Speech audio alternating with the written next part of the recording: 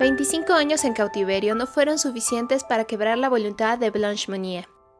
Y aun cuando lo perdió todo, incluyendo la cordura, siguió amando a quien accidentalmente la condenaría por el resto de sus días.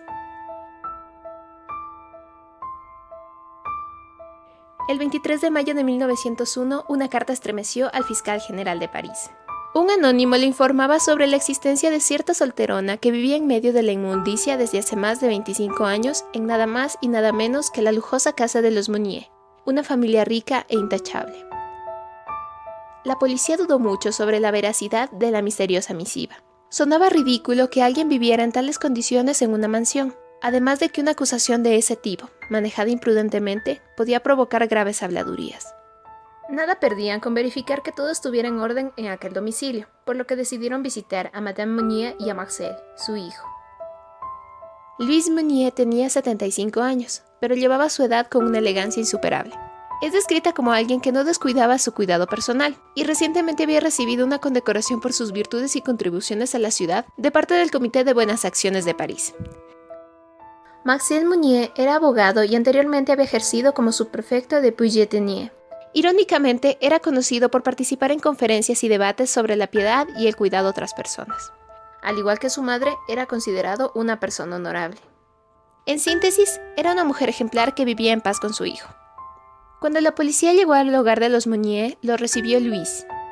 Era temprano en la mañana y la casa estaba impecable. El personal de servicio limpiaba y ordenaba todo mientras los oficiales registraban el lugar. Madame Monnier se mantenía completamente calmada mientras registraban todas las habitaciones, hasta que llegaron a una puerta cerrada con llave en el segundo piso. A esta, ninguno de los sirvientes se acercaba. Un extraño olor salía del silencioso cuarto. Cuando lograron abrir la puerta, vieron que aquel lugar contrastaba por completo con el resto de la casa. Mientras que afuera reinaba la luz y el orden, adentro, la oscuridad y el caos gobernaban. La peste era insoportable, tanto que los agentes tuvieron que salir inmediatamente y buscar una manera de ventilar el lugar si querían examinarlo. Cuando los policías lograron entrar, se dieron cuenta que no estaban solos. Alguien ya los esperaba dentro. En la esquina más alejada del cuarto había una cama de paja podrida. Allí estaba una mujer sentada, completamente desnuda y con una desnutrición tan grave que parecía un esqueleto con piel. Miraba a los policías aterrorizada y se cubría con una manta terriblemente sucia. Todo el ambiente era asqueroso.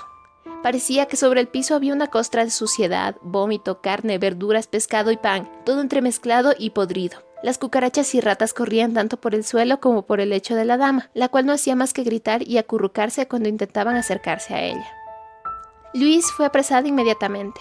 Ella no opuso ninguna resistencia y cooperó con los agentes revelando quién era la mujer en el cuarto y por qué estaba en ese estado. Su nombre era Blanche Monnier. Tenía 49 años y llevaba desaparecida desde 1876.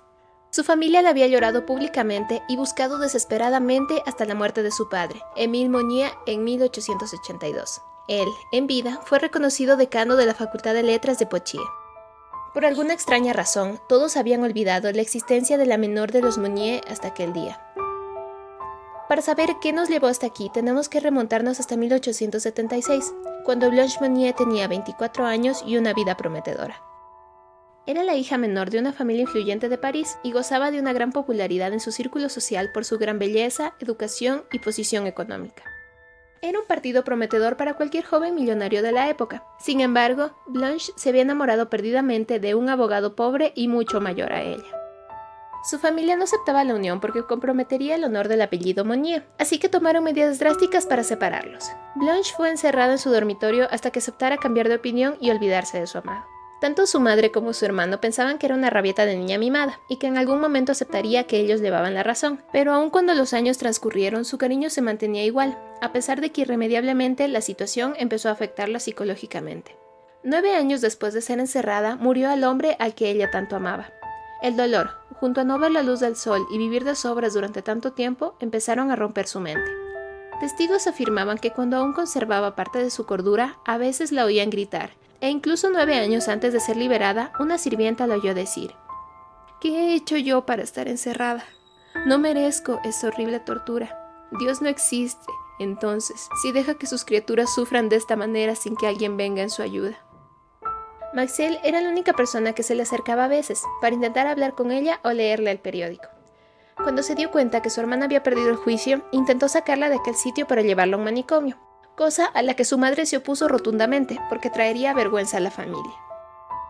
Después de oír el relato de la madre, la policía envolvió a la asustada Blanche en una manta limpia y la llevaron al hospital Hotel-Dieu, donde, por su estado tan crítico, pensaron que no sobreviviría. Pesaba apenas 24 kilos cuando fue internada.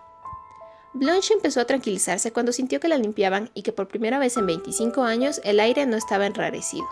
Pronunció su primera frase en libertad. ¡Qué lindo es! Al haber estado tanto tiempo a la sombra, no era capaz de tolerar la luz y expresaba una gran aversión por su hermano, al que consideraba asqueroso y enojado. Aunque la policía intentó mantener oculto el descubrimiento del pequeño gran secreto familiar, el rumor se regó por la ciudad y una multitud llegó a la cárcel gritando en contra de la familia de Blanche. Louise, la madre, al ser la principal culpable, fue encarcelada al día siguiente del rescate. Como sufría del corazón, fue trasladada inmediatamente a la enfermería de la prisión, donde murió 2 semanas después por infarto. Sus últimas palabras fueron: «Ah, mi pobre Blanche». Maxel fue enjuiciado el 11 de octubre de 1901, 5 meses después del rescate de su hermana. Frente al público hostil del juicio, fue condenado a 15 meses de prisión por complicidad en actos de violencia, de los cuales solo cumplió 1. En noviembre fue liberado al alegar sus planes de internar a Blanche en un manicomio, además de declarar que ella hubiera podido escapar de haberlo querido. Se consideró que no lastimó a su hermana, por lo que fue absuelto y liberado de todos los cargos. Maxiel se fue de París poco después del escándalo y murió en una mansión de los Pirineos 12 años más tarde. Blanche se recuperó físicamente, pero su cordura jamás regresó. El mismo año de la muerte de su hermano, ella falleció en el hospital psiquiátrico de Blois. Hasta ahora no se sabe quién fue el autor de la carta que liberó a Blanche de su cautiverio, pero se cree que pudo ser el mismo Maxel, que, sintiendo la muerte de su madre cerca, no quiso quedar como responsable. La historia de Blanche, aunque casi desconocida, es uno de los relatos de amor más impactantes del mundo, sobre todo porque a diferencia de otros fue completamente real. Ahora Blanche seguramente descansa con su amado abogado, a pesar de que, en vida, fue separada de él tan cruelmente por su propia familia.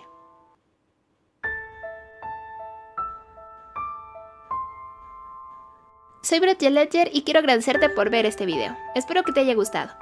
Es mi primer intento, así que no sean tan crueles conmigo, por favor. Si quieres, te puedes suscribir para más contenido y seguirme en mis redes sociales, las cuales están en la descripción. Poitiers. ¿Cómo se pronuncia Poitiers?